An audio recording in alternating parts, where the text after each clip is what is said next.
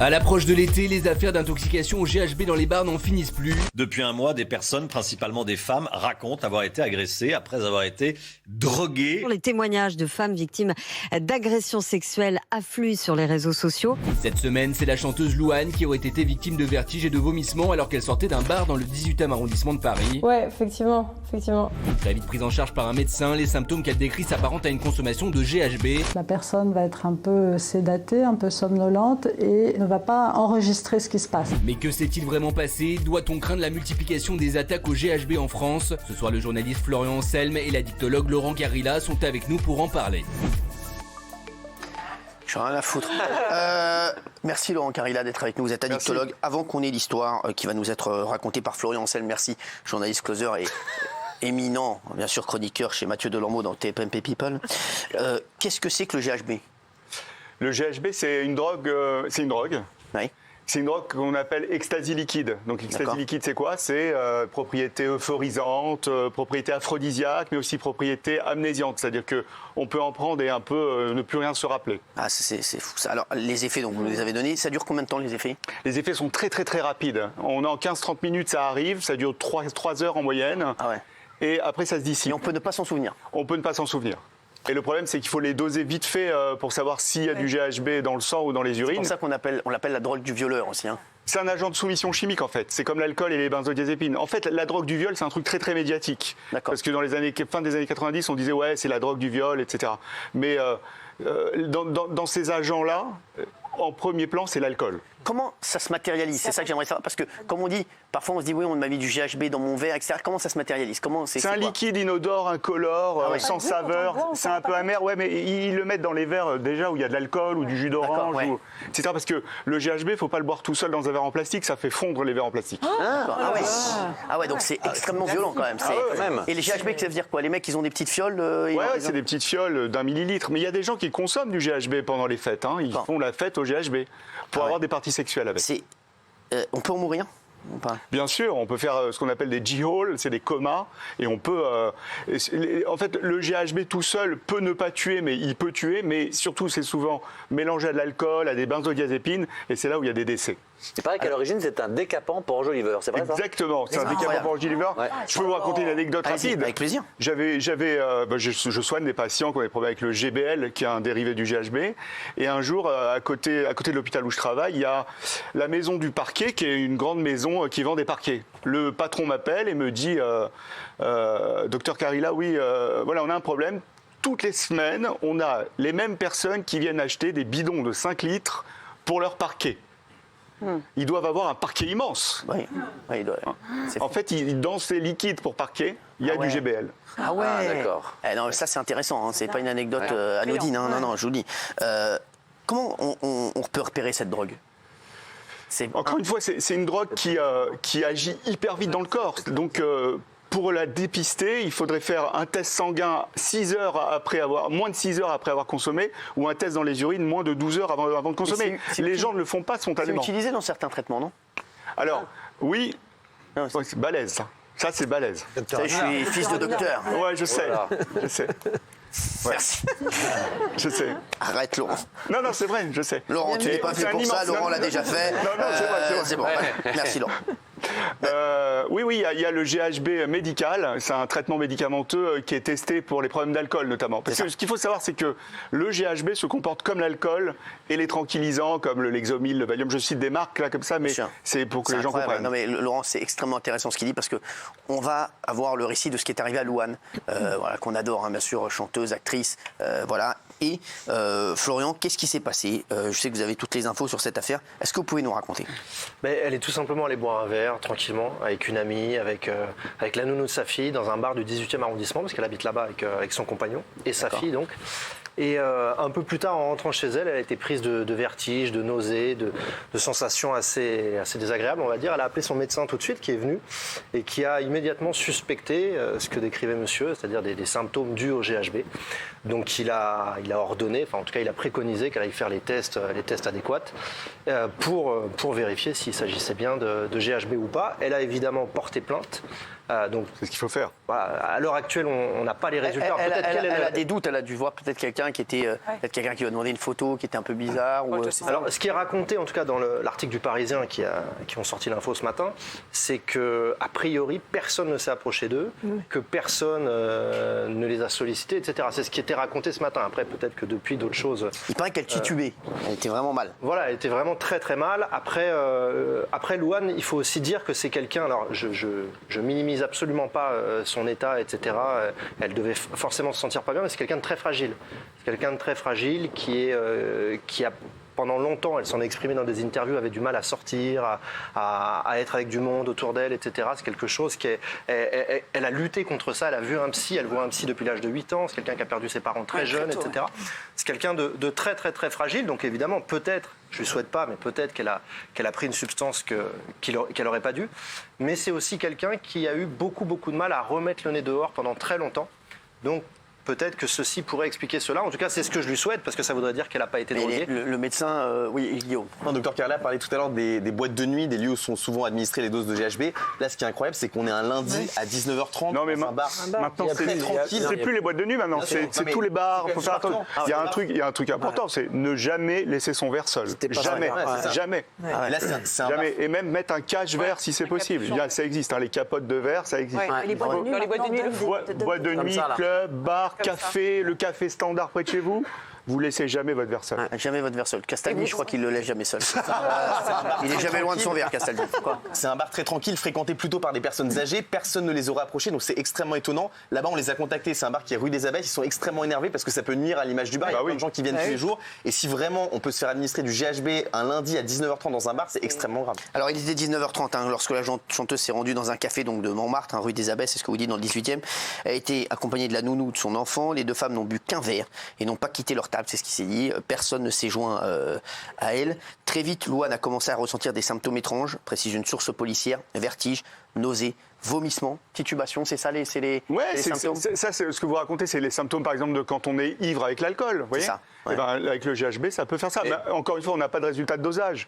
Mais le GHB se comporte comme l'alcool et les tranquillisants. Donc, même si c'était pas dans un verre d'alcool, ce qu'elle a bu. Non, même tu mets dans un verre d'eau. Dans un verre d'eau. Non, ça va être dans un verre d'eau.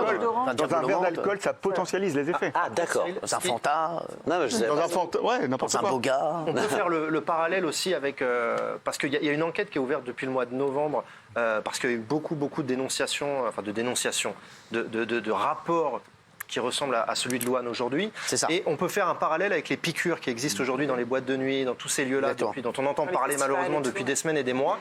Il y a une grosse montée de ces choses-là, des plaintes, il y en a plusieurs centaines. C'est une alerte ce soir. Des centaines. Et moi, je vais vous dire ce qui m'a effrayé, c'est qu'elle décide de rentrer chez elle, Louane.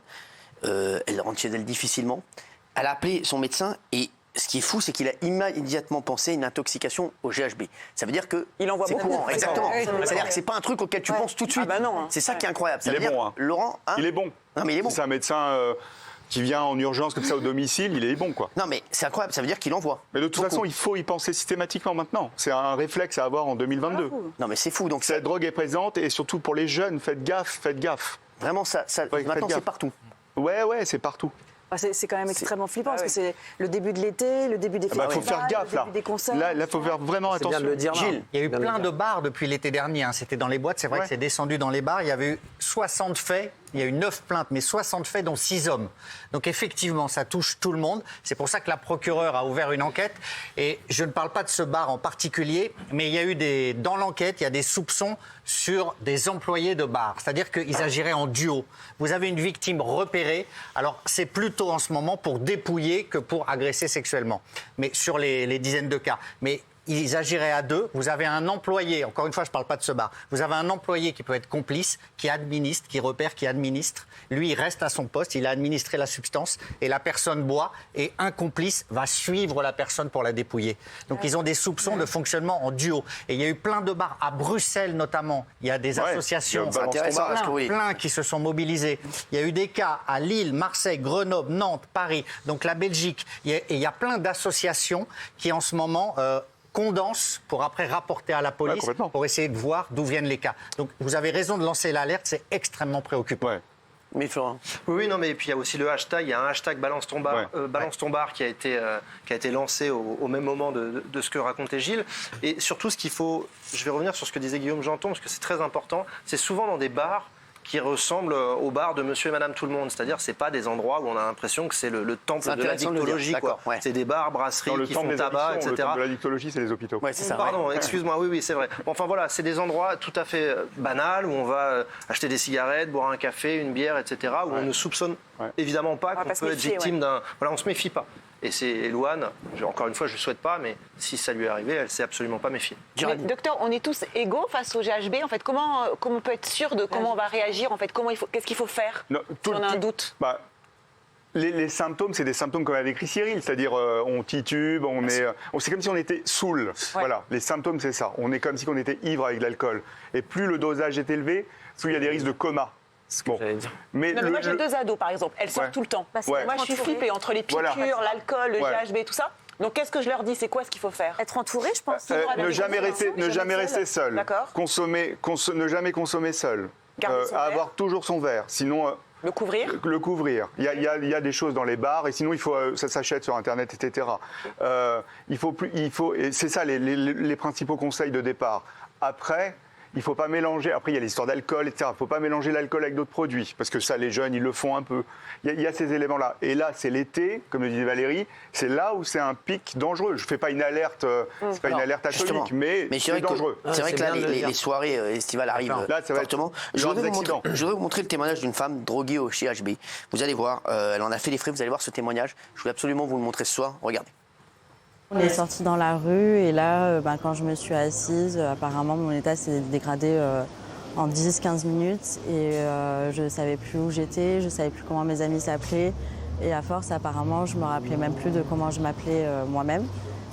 Heureusement, Claire était avec des amis qui l'ont raccompagnée car le GHB est aussi appelé drogue du violeur. Liquide ou en poudre dans un verre, il est inodore, incolore et il n'altère pas l'aspect de la boisson. En somme, il est indétectable et provoque une soumission chimique. Voilà, donc... c'est ce que j'ai dit. Mais exactement, merci, oui. J'ai une question. À la même dose, quelqu'un, on va dire, qui fait 90 kilos et qui a 20 ans, sera touché de la même manière qu'une jeune fille qui en fait 55 ou non, c'est variable? Le poids peut jouer, la masse corporelle peut jouer, mais ça, les tout petits dosages, en fait, c'est en fonction du dosage, c'est comme quand on boit un verre d'alcool. Certains vont ressentir des effets d'ivresse, d'autres non. Ça va être pareil avec des petites doses de GHB. Et puis on va augmenter les doses parce que les gens qui consomment du GHB, ils consomment en gros toutes les 2 heures du GHB. Par 0,5 millilitres, 0,5 millilitres ou 1 millilitre. Quoi. D'accord. Oui. Une question, si par exemple 2 copines, il y en a une qui se sent pas bien, comme ça a été le cas pour Louane, que doit faire l'autre, à part une fois qu'elle a appelé le médecin ou les pompiers? En attendant, est-ce qu'il faut lui faire boire de l'eau? Qu'est-ce qu'il faut Il faut rester avec elle, il faut attendre les urgences, il faut la surveiller. On peut lui faire boire un peu d'eau, mais faut la surveiller, il ne faut pas la laisser seule. Non, pas du tout. Si vous nous rejoignez, le mieux c'est d'aller aux urgences. Si vous nous rejoignez sur C8, Louane, la chanteuse et comédienne, soupçonne quelqu'un de l'avoir drogué au GHB dans un bar parisien. Et Laurent nous disait il y a un instant vraiment que c'était assez courant, que s'il y avait eu des cas, Gilles nous l'a dit, partout en France. Partout. Ça devient de plus en plus courant. Alors, quel est le but en fait, Gilles? Parce que vous avez dit que c'était le vol. Surtout, c'est quoi le but? Au départ, ça s'appelait la drogue du violeur, mais aujourd'hui, on fait prendre parce qu'effectivement, les gens qui en consomment sont dans un état second, ils ne savent plus où ils sont, et il y a toute une partie qui est purement délinquante. C'est-à-dire, je repère, je dépouille, j'attends que la personne sorte, et si elle est seule, donc vulnérable, je lui vole son portefeuille, je lui vole son sac, etc. Il y a eu énormément de cas répertoriés. Donc ça se développe du côté pour détrousser les gens. Mais ce qui est inquiétant, c'est qu'apparemment, on peut en trouver très facilement du GHB. En fait, on achète un bidon pour le parquet. Ouais, en fait, le GHB, c'est le GBL, ça qu'on achète. C'est un dérivé du GHB, en fait. Donc c'est-à-dire que tout le monde peut en faire. On peut. Normalement, c'est sur Internet. C'est sur Internet. Le vecteur, c'est Internet. On se commande sur Internet du liquide de frein ou du nettoyant de jantes ou du nettoyant pour parquet. Ah ouais. Raymond. Non, c'est pour ça que c'est important, parce que là, en même temps, on dit qu'on peut en trouver facilement, et c'est pour ça qu'il faut prévenir les jeunes qui nous regardent et que le message, il est essentiel. Comme on peut en trouver en achetant du liquide de frein, vraiment surveillez vos verres, où vous buvez, ou si vous allez aux toilettes, vous touchez plus à votre verre. On est dans une époque de taré où il faut acheter sur Internet un cash pour partir avec son cash dans la poche, pour le mettre sur le verre. C'est tellement ce que vous dites là, du liquide de parquet. C'est tellement, faut dire aux jeunes, c'est tellement facile d'en avoir qu'il faut vraiment se protéger contre ça. C'est fou. Guillaume. Non, et faites attention, on l'a dit aux piqûres, parce que la plupart, certes, des piqûres sont vides, et apparemment, c'est des jeunes qui s'amusent à faire ça juste pour piquer des gens, mais il y a certains cas où il y a des traces de GHB qui ont été retrouvées dans les piqûres. C'est pas un seul réseau, ces jeunes qui piquent tout le monde en boîte de nuit, dans les festivals, dans les soirées. Certains administrent du GHB, donc il faut faire extrêmement attention. Est-ce qu'il faut porter plainte automatiquement? Parce qu'on avait un médecin qui nous demandait... qui a été porté plainte. C'est soumission chimique, on porte plainte. Tout de suite, on porte plainte. Soumission chimique, on porte plainte. D'accord, comme les piqûres. Oui, Florian. Oui, non, je voulais revenir aussi sur Louane, parce que c'est vrai que c'est quelqu'un, tu le sais, c'est quelqu'un de bien, enfin tous les échos qu'on a sur... J'adore Louane. C'est vraiment une femme super, et le fait que ça tombe sur elle, alors encore une fois, on souhaite qu'il lui soit rien arrivé, c'est assez terrible, c'est quelqu'un qui est vraiment fragile. Sur Vision, la série dans laquelle elle a joué il n'y a pas longtemps, elle avait un coach qui l'accompagnait au quotidien, elle est suivie par un psy, sa sœur qui fait psycho l'aide beaucoup, elle a été maman. Elle n'a pas fait de scène pendant 4 ans, elle est devenue maman pendant le confinement, ça a été à la fois super et en même temps assez compliqué. Donc si là, elle sort, elle se remet à sortir, à revivre sa vie un petit peu, et il lui arrive ça, c'est vraiment terrible. Et je voudrais juste souligner aussi un truc, c'est que moi j'ai appelé un ami qui travaille dans le milieu de la nuit, juste avant de venir dans l'émission, qui m'a dit il y a quelque chose de nouveau depuis la fin de la crise sanitaire, c'est qu'en fait les jeunes, les gens qui font la fête ont tellement pas fait la fête qu'ils ont une insouciance qui est démesurée par rapport à avant, et ils font, par rapport à ce qu'on disait, encore moins attention.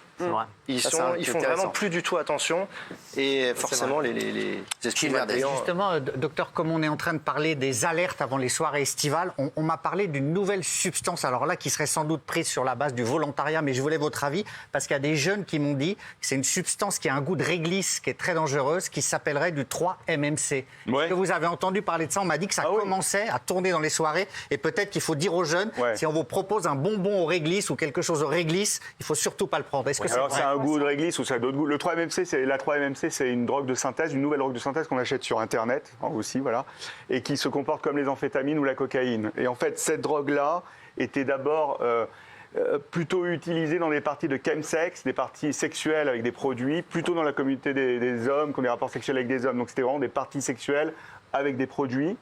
Et en fait, ce qui se passe là, depuis quelques mois, la 3-MMC, monsieur et madame tout le monde se mettent à consommer de la 3-MMC, parce que malheureusement, c'est comme la coke et de l'amphétamine mélangée, ça coûte moins cher, c'est ça. Mais ça fait des dégâts considérables. Il faut dire aux jeunes, si on vous propose des choses en soirée, surtout ne prenez rien, jamais, n'acceptez rien. De toute façon, le message de base, c'est en soirée, il ne faut pas accepter un produit qu'on ne connaît pas de quelqu'un qu'on ne connaît pas, et c'est quelque chose d'important. Et même de quelqu'un qu'on connaît, c'est compliqué. Louane est allé au commissariat afin d'avoir une réquisition pour une prise de sang et ainsi de déterminer l'intoxication. On peut avoir les résultats quand Il faut qu'elle ait eu cette prise de sang avant 6 heures, au moins 6 heures après qu'elle ait consommé. Donc si elle l'a eu à 7 heures, c'est mort. D'accord. Voilà. D'accord. Donc peut-être il y aura d'autres substances. Voilà. Peut-être il y a d'autres choses. Mais moi, je voudrais revenir sur les problèmes psychologiques qu'elle a. Ça a l'air d'être des troubles anxieux dans ce que vous racontez. Je pense que c'est quelque chose d'indépendant, mais ça peut raviver ces troubles, cet incident-là. Je suis assez d'accord avec vous. On les a au bout de combien de temps les résultats pour savoir vraiment si on a été ça peut être très rapide. Sur une réquisition, sur un labo qui sait faire ça rapidement, il y a des labos très spécialisés, on a les résultats quasi tout de suite. Si c'est le cas, il va y avoir une enquête civile.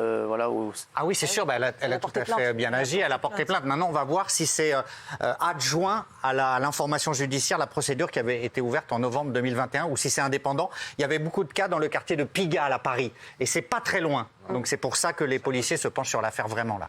D'accord, c'est quoi? C'est les gens, pensez quoi? C'est les gens qui... C'est un réseau? Réseau, dans les bars, ils essayent de voir si l'enquête peut être unifiée sur Paris. Effectivement, il y a eu énormément de bars, et là c'est un bar aussi, donc dans ce quartier-là, les bars sont sous surveillance, et ça c'est très bien. Et encore une fois, tout de suite porter plainte. Mais qu'est-ce qu'on risque? Qu'est-ce qui risque les... Alors c'est ouvert pour administration de substances nuisibles. Si jamais on démasquait un réseau, il pourrait être condamné à de la prison ferme quand même.